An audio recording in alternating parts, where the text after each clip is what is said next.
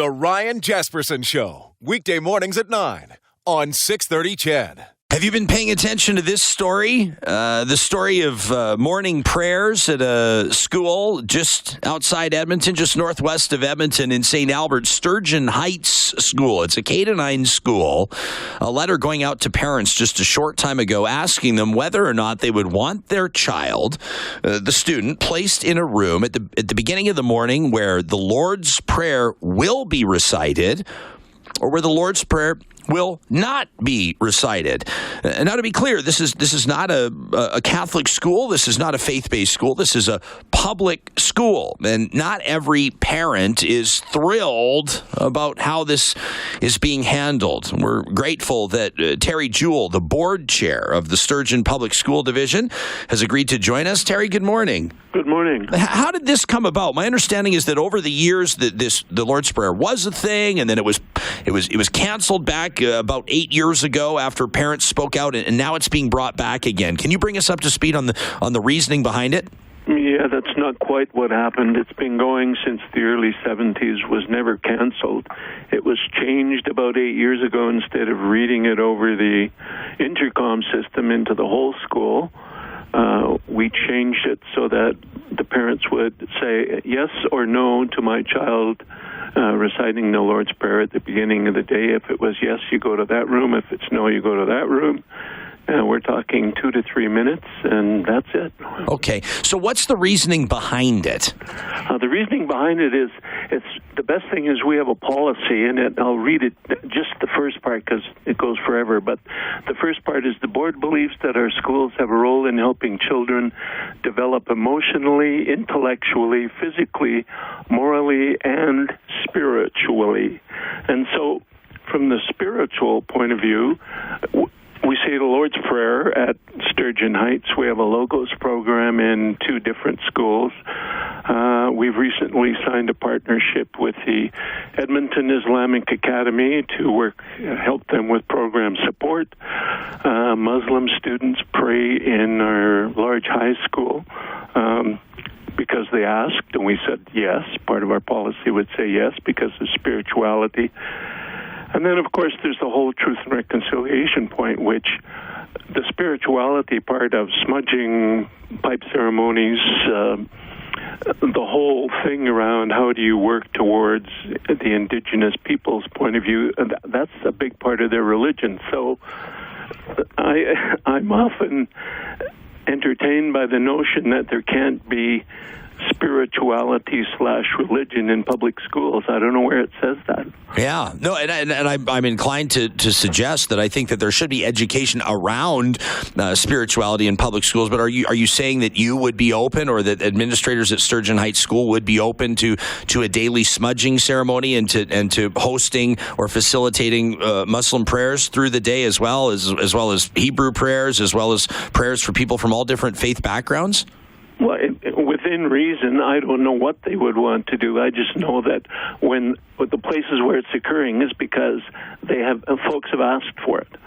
We don't go out and say, hey, who wants to pray in what form at Sturgeon Heights? It's not just about Sturgeon Heights. There are various other schools in Sturgeon, based on our policy, that have some form of religious exercise.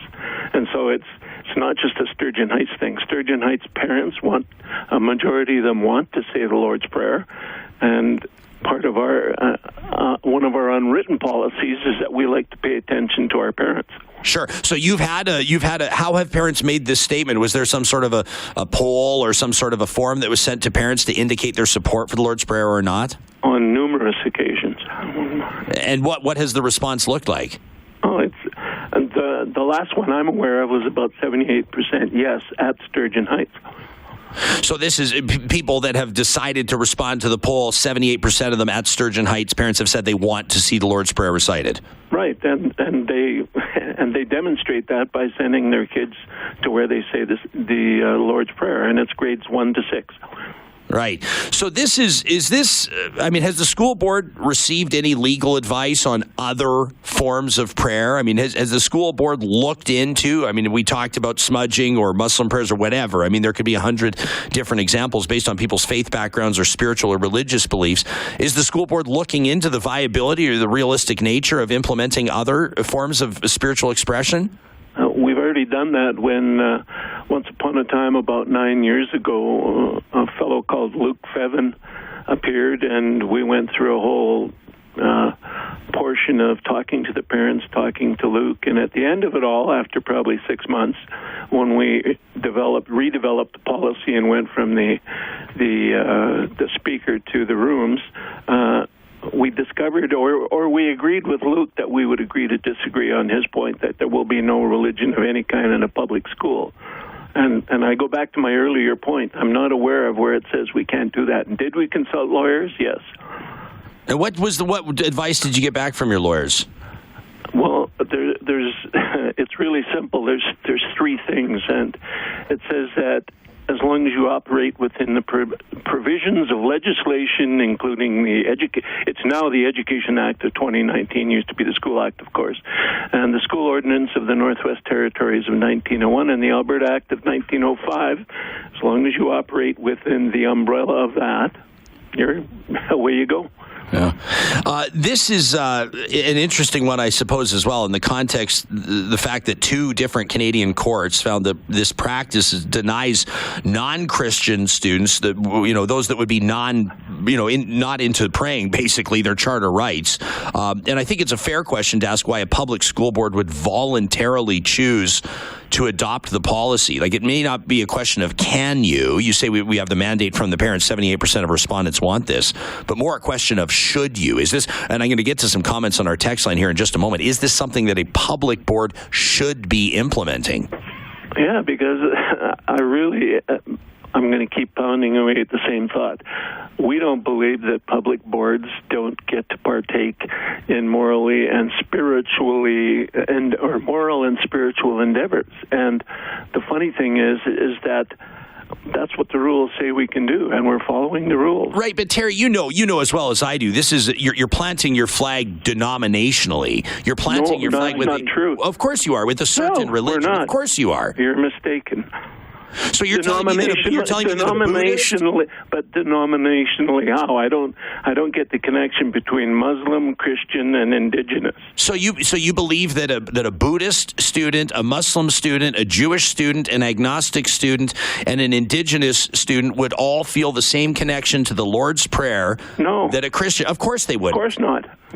So why did I have a hard time believing? I've got nothing against the Lord's Prayer. But it's the Lord's Prayer in one school. You seem to focus everything on Sturgeon Heights.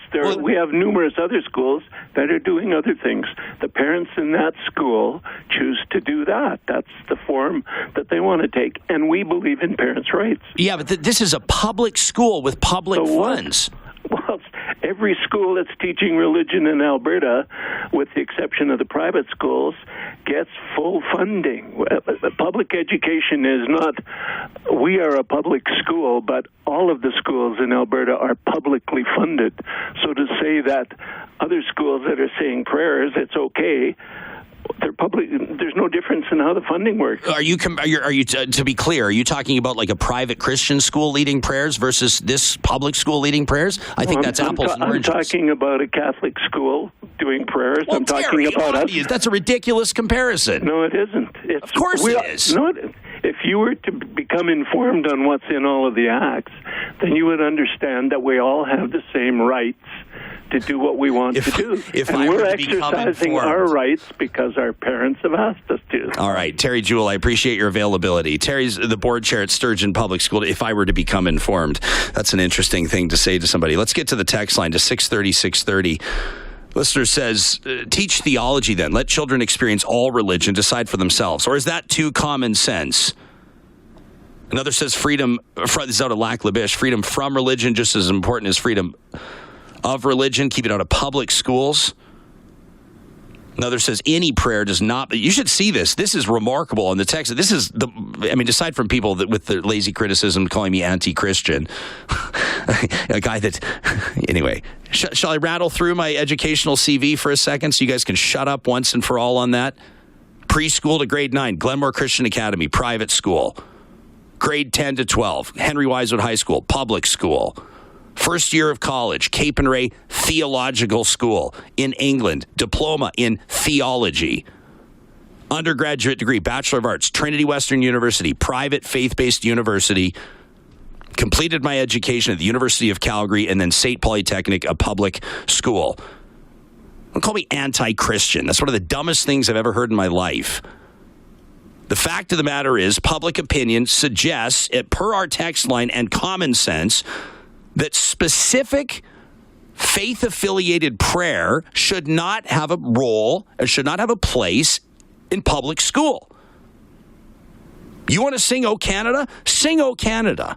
The Lord's Prayer to me does not belong in public school. We're going to talk to Luke Fevin right after this. We're going to get to Luke Fevin in just a second. Peter from Wainwright says, so is he telling me that if 80% of parents in a specific public school choose to hail Satan or pray to the flying spaghetti monster, that it's a go? Is that what he's saying? Justin from the North says, that was a great guest there. Board chair with Sturgeon Public School Division, Terry Julie, says, but why did you cut him off once he told you to go inform yourself?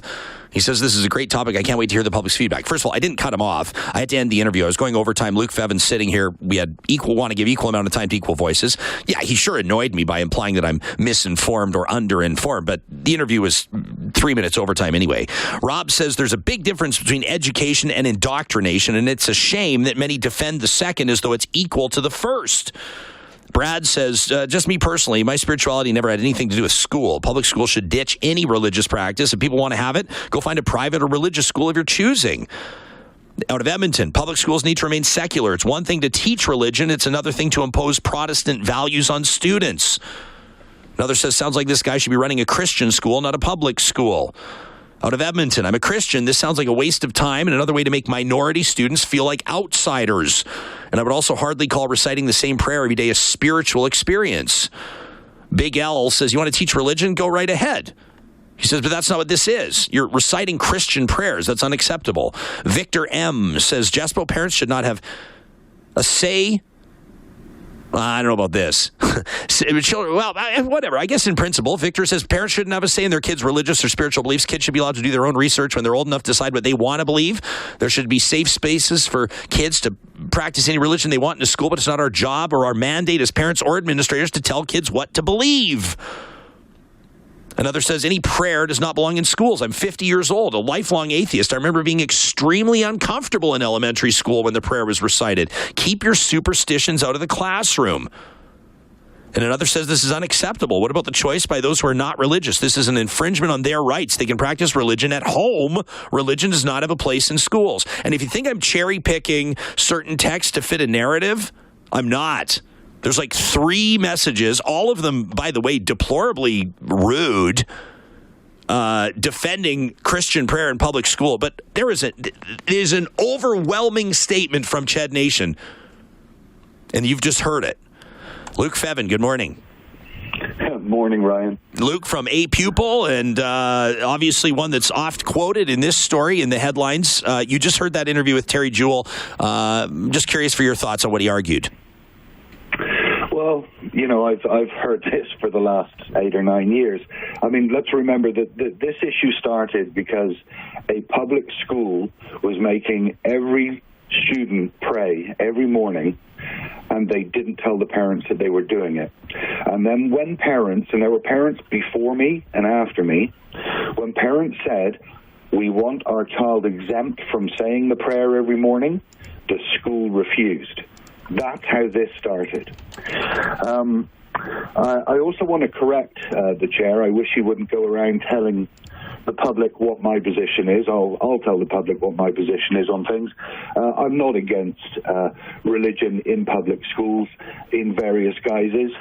I just don't think that we should be segregating the children every morning because of it. And in fact, when we went through, one of the reasons I love Canada, and I appreciate that my accent may make that a little interesting, but one of the reasons I absolutely love Canada is this concept of reasonable accommodation. And when we were working through this issue 8 years ago, the school has the Logos program, so it has a religion program 3 times a day. And we said, why don't we keep all the children together and we'll have an inclusive moment of silence.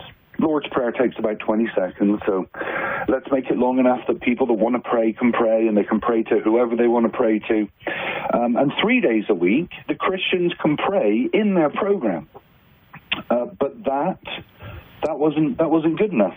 We also suggested that we create prayer space so that pupils that wanted to pray during non-school and non-instructional time were free to do so. And that wasn't good enough.